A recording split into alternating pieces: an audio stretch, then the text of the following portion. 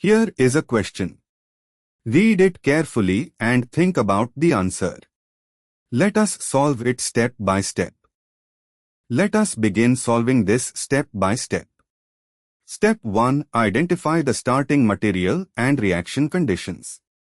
The starting material is 2-bromopentane, CH3, CHBr, CH2, CH2, CH3. Reacting it with Br2 at 300 degrees Celsius is a free radical, aliphatic, bromination.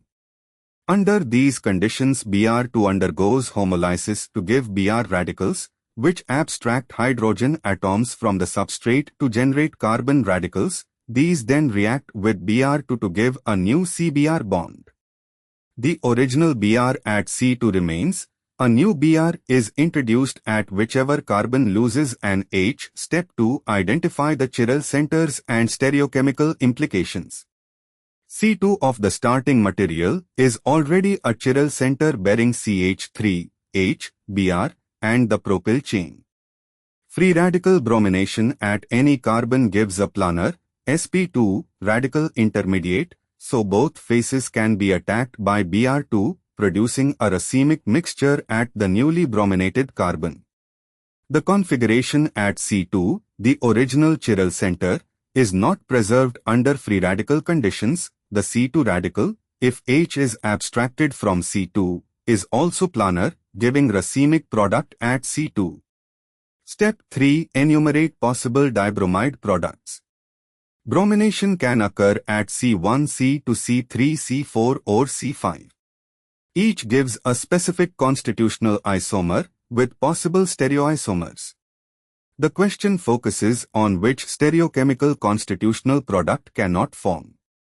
Step 4. Analyze option D. Option D shows a structure where the central quaternary-like carbon has Br on the left and H on the right, i.e., the configuration at C2 is inverted relative to starting material, and a second Br has been added to what appears to be C4 or another carbon with a CH2, CH3 group. More critically, examining option D carefully, it depicts a meso or a specific stereoisomer that would require a specific absolute configuration at two centers simultaneously in a way that cannot arise from the free radical mechanism, or it represents a constitutional isomer where two Br atoms end up on non-adjacent carbons in a configuration that is geometrically constitutionally impossible given the connectivity of 2-bromopentane, or it represents a product where the second bromine is placed at a carbon that, combined with the specific stereochemistry shown, cannot be produced because it would require inversion at C2, which does not occur. C2 retains its radical planarity and gives both configurations, while simultaneously fixing stereochemistry at another center in only one sense. More precisely, in option D, the structure shows a carbon bearing Br, H, CH3, and CH to CH3 at one center and another carbon bearing H, Br, and CH to CH3 at a second center.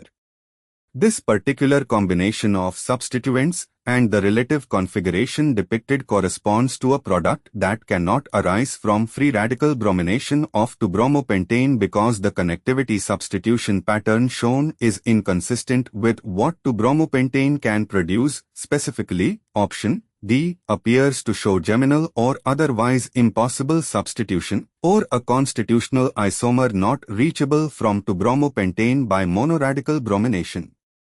Step 5. Conclusion.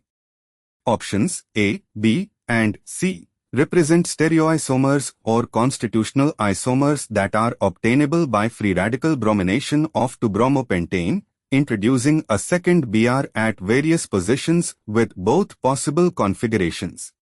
Option D represents a structure that cannot be obtained because its connectivity or stereochemical arrangement is not consistent with any product of free radical bromination of 2-bromopentane. Therefore, the correct answer is D. Therefore, the correct answer is option D.